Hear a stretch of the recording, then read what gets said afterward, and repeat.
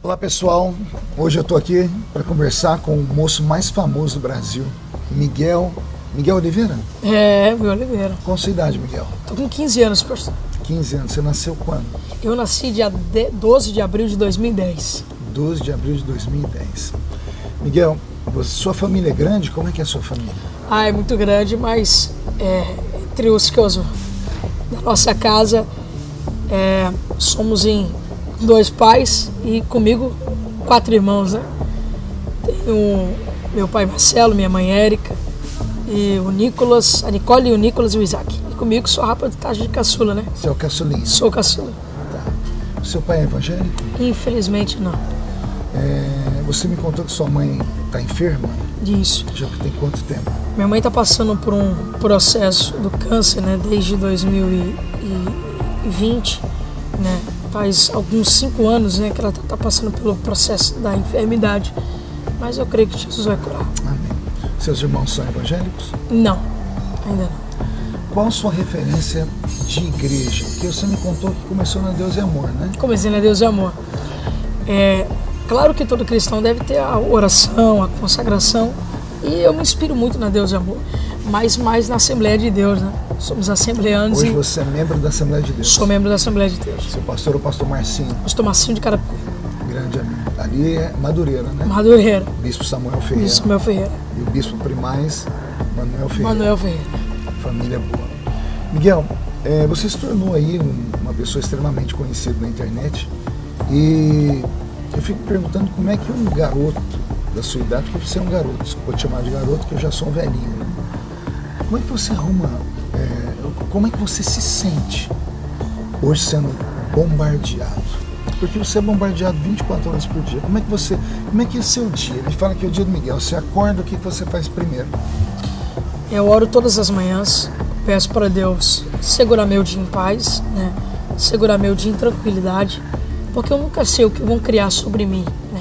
Eu não sei quais são as novas pancadas, eu não sei o que as pessoas vão falar de mim. Falar o que todo mundo fala, isso já é de costume e comum, mas todas as pessoas, quando ela não tem mais o que falar, ela inventa.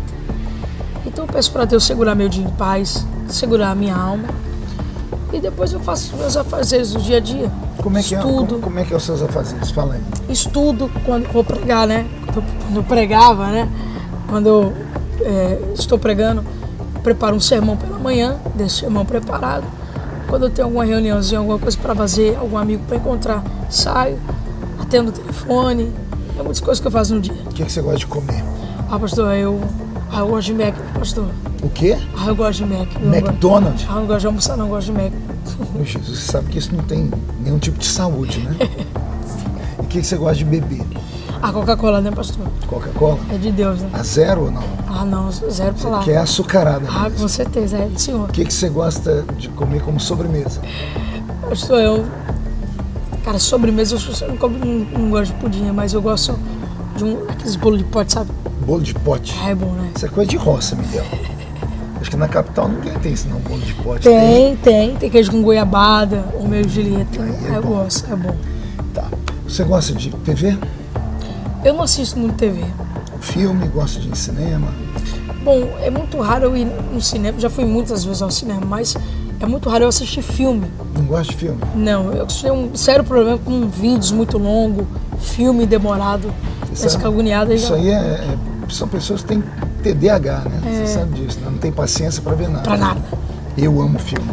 Eu viro noites, eu tenho um cineminha meu que eu fiz dentro da minha casa. Tem lá minhas poltronas, minha tela de 130 polegadas. Eu entro lá dentro, assisto 1, 2, 3, durmo, né? Porque agora eu já tô velho, acabo dormindo, mas volto. Assisto 4, 5, 6, assisto tudo. Faz assim, Gabão, faz assim, Gabão. Da Matrix, ó. Achei que ele ia orar por mim e expulsar alguma coisa aqui. Vamos lá, você gosta de ler, Miguel? Eu tenho muito livro em casa. Eu amo ler, tanto que na minha escola eu tenho alguns certificados. Eu, junto com a professora Nádia, na minha escola, eu fazia parte do grupo de leitura da nossa escola, né? Eu fiz parte do Grêmio Estudantil, da Chapa, eu fui representante de sala na minha escola e a gente fazia muitos projetos de leitura. Eu amo ler. Particularmente, toda vez que eu estou viajando para em alguma parada, sempre tem um livro lá para vender impostos, inconveniências, eu sempre compro para ler durante a viagem. Tem alguma matéria que você gosta de ler? Um livro sobre esse assunto, ficção, leitura bíblica, devocional, o que você mais gosta? A minha divergência com livros é que eu só tenho a maioria de cunho de aprender, né? Cunho estudantil, digamos assim, e cunho bíblico. A maioria deles são. Eu tenho um livro que eu já li ele mais de 4 vezes. Em meu lugar, o que Jesus faria. É um já livro li esse livro, é muito forte. Eu já li ele umas 4 vezes, por exemplo. E depois de ler, você conseguiu aplicar? Porque esse livro traz um ensinamento forte. Olha, para mim poder suportar essas críticas e não responder ninguém como eu faço, e não revidar, não bater em ninguém, as pessoas me criticar e eu simplesmente agir como eu ajo, apanhar em silêncio como Jesus apanhou como um cordeiro, coloquei em prática tudo que o livro dizia. Você tem ciência de que boa parte das críticas que te fazem, elas têm algum tipo de base? Sim. Você tem consciência disso? Com certeza. Você tem consciência de que você errou algumas vezes? Sim, com certeza. Você tem lutado para melhorar? Claro. Eu disse no Assembleanos de Valor, se o permite, numa entrevista, que eu reconheço os erros que eu cometi e claro que todos eles serão corrigidos, como eu já estou fazendo. E o Senhor, com a ajuda do Senhor, com toda certeza eu vou conseguir corrigir esses erros. Porém, eu entendo que não só erros da minha parte, né? Tem muitas pessoas que erraram no termo passar dos limites, passar dos excessos. Toda base, todo erro, eles consertam, né? Mas tem pessoas que pensam que o meu erro será consertado se matar o meu ministério, matar a minha chamada, né? Tem pessoas que hoje me preferia ver no mundo do que no altar. Isso dói, isso machuca muito. Faz parte da história. Muito. Eu conheço um obreiro pelas cicatrizes que ele carrega e pela sua estante de livros. Sim. Você já me disse que lê bastante e cicatrizes você já está cheio delas. Qual o seu sonho, Miguel? O que você pensa? O que você projeta? O Miguel daqui 20 anos, se Jesus não voltar. Quando o Miguel tiver 35 anos, o que o Miguel quer? Que Miguel que você quer enxergar lá? Pastor. Miguel solteiro, Miguel casado, Miguel missionário, Miguel empresário, o Miguel polêmico, o Miguel pastor de igreja. Que Miguel que você enxerga? Pastor, eu sempre quis, né, ter uma família. Eu sempre quis ter 4 filhos. 4 filhos? 2 meninos e 2 meninas. Por que 4?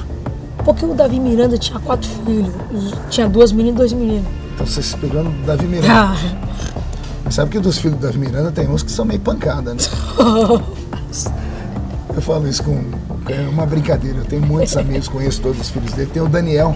O Danielzinho. O Daniel é um. O Daniel não é fora. O Daniel é meio fora da casinha. Se estiver assistindo aí, Daniel, não retiro o que eu disse. Eu passei uma vez, uma madrugada, ele me levou lá dentro da sede mundial para conhecer.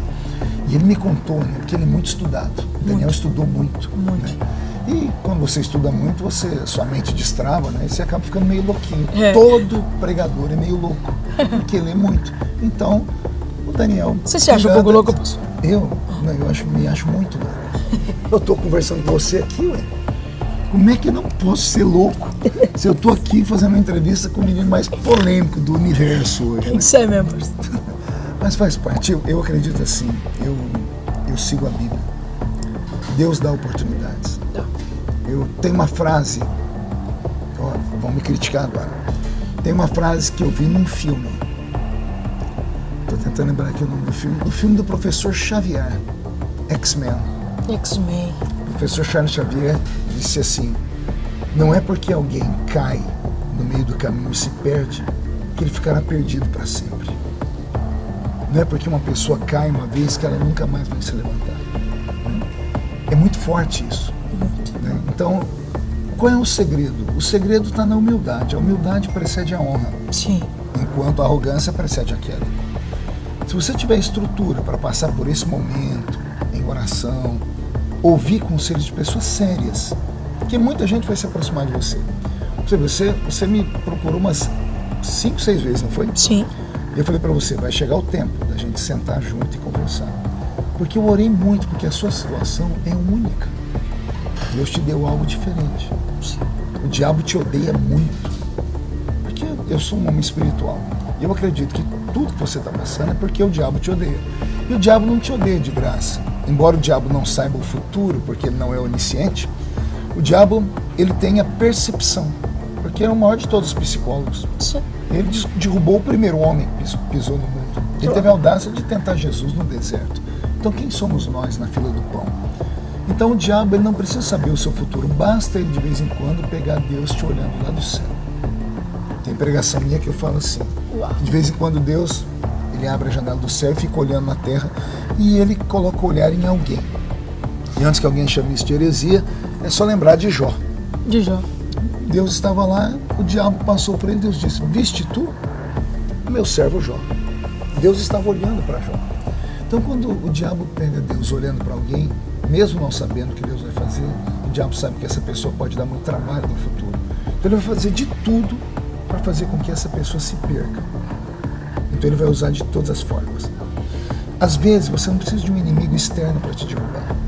O pior inimigo do Miguel não são sites, não são esse povo bobo de TikTok, que em busca de centavos são miseráveis, porque os cliques são centavos, em busca dos cliques miseráveis, tem que destruir o Miguel, tem que todo dia arrumar uma porcaria. Esse é o maior inimigo não são eles.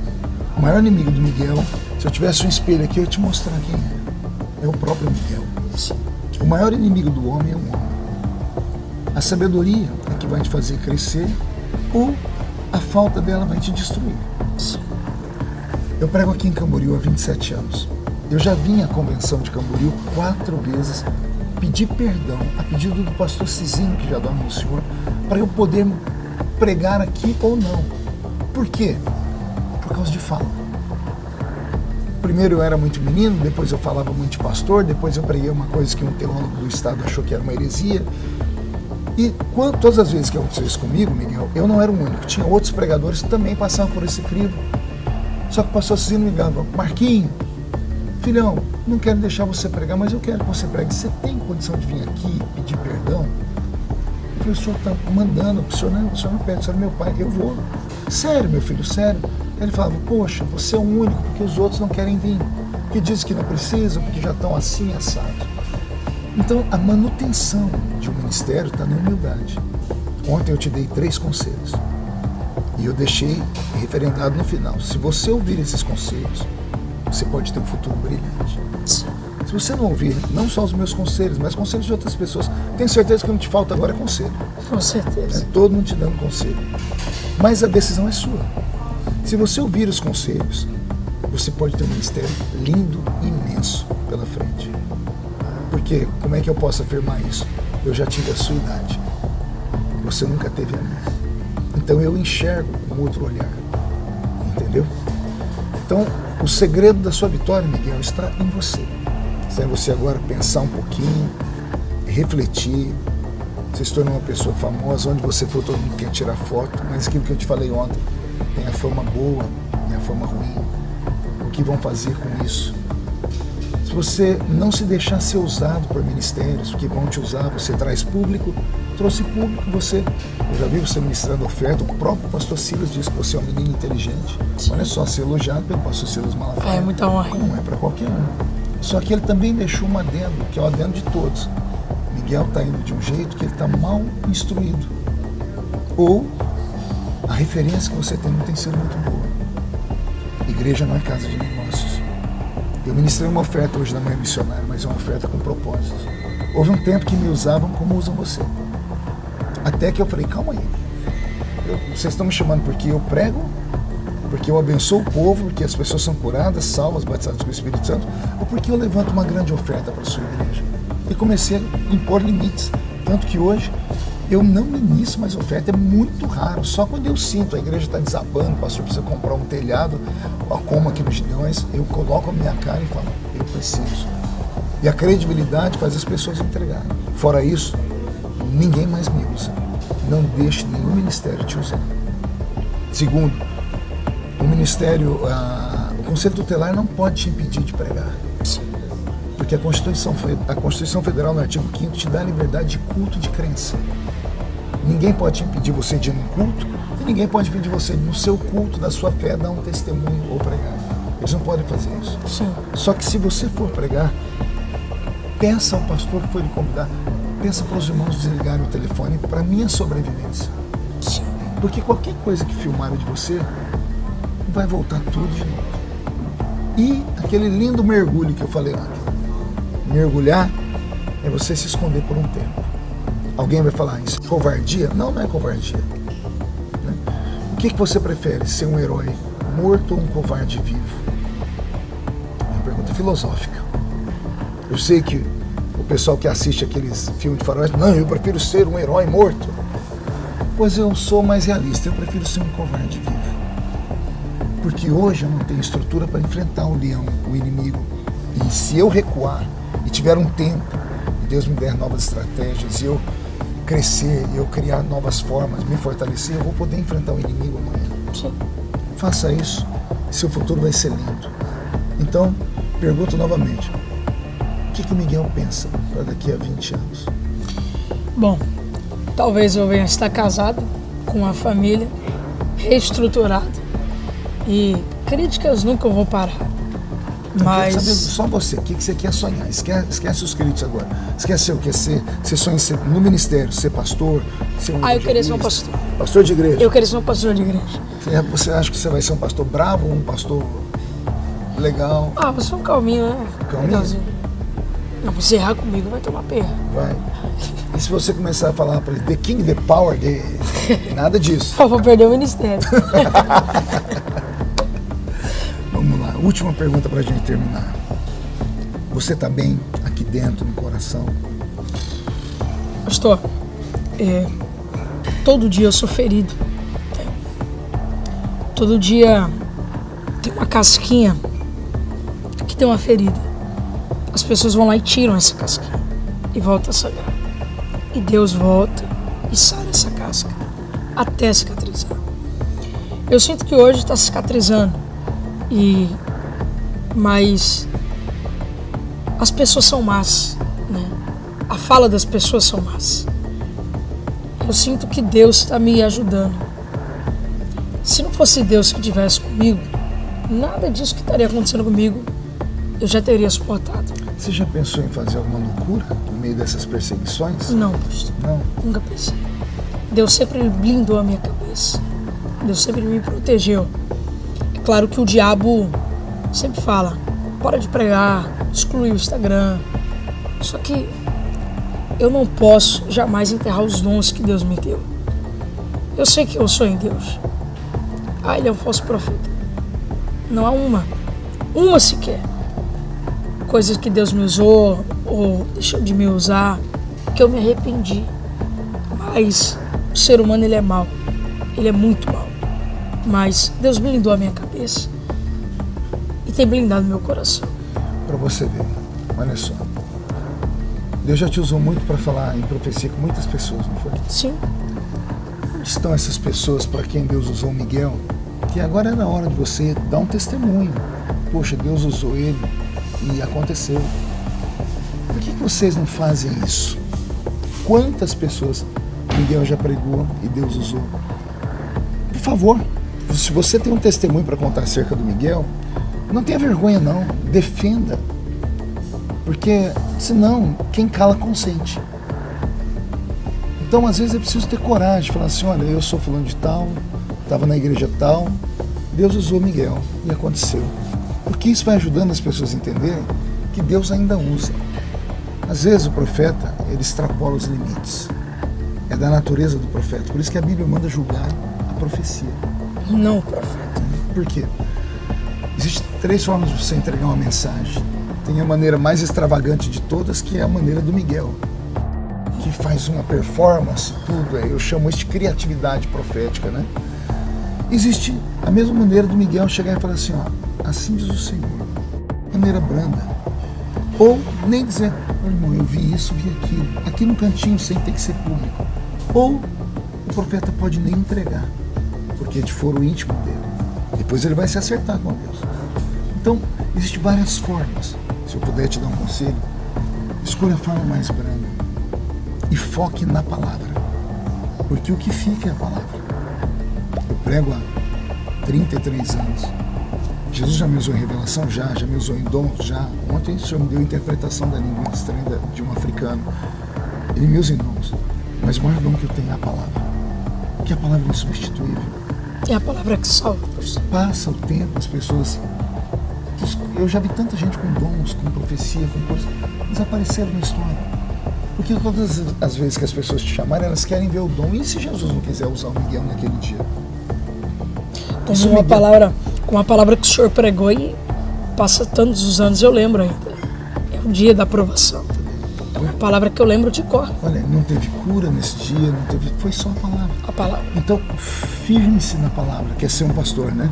Estude a palavra, faça um curso básico de teologia, depois um curso médio, depois faça um bacharelado, faça um mestrado, um doutorado, porque essa é a sua área. Então, estude. Tire os vícios, você já viu tudo que é ruim. Então, você já percebeu que você veio com uma escola que o povo não aceita. Que é a escola da extravagância, essas coisas. Então, você pode se reorganizar. E assim fazendo, Deus vai te dar um mistério lindo. Você tem um amigo aqui, você tem um... Mais que um amigo, não, um pai. Obrigado por me chamar de pai, então eu posso puxar a orelha de vez em quando. Ah, com certeza aqui, ó. Vou puxar, porque agora o pessoal vai falar, pastor Marco, tá? Eu não, quem sou eu para ser seu professor? Eu nem tenho tempo para isso. Mas o que você precisar, pode me ligar. Tá? Você tem meu telefone, você tem minhas redes sociais, você tem o meu coração acima de tudo. Agora, nunca deixe a noiva se apaixonar por você. A noiva é a igreja. Lembre que a noiva tem um noivo, que é Jesus. Nunca explore a noiva, porque a noiva tem um noivo. E lembre que um dia nós vamos ter que dar conta de tudo isso. Fazendo isso, seu futuro vai ser brilhante. Fala, Miguel. Aí. Miguel Oliveira, Deus te abençoe. Eu conclamo você do Brasil que assistiu aqui pacientemente. Olhe pela vida dele. O senhor que é pastor mais velho, quiser depois falar com o Miguel, tenho certeza que ele vai te ouvir. É um menino humilde, tá bom? Tamo juntos. Valeu, Brasil.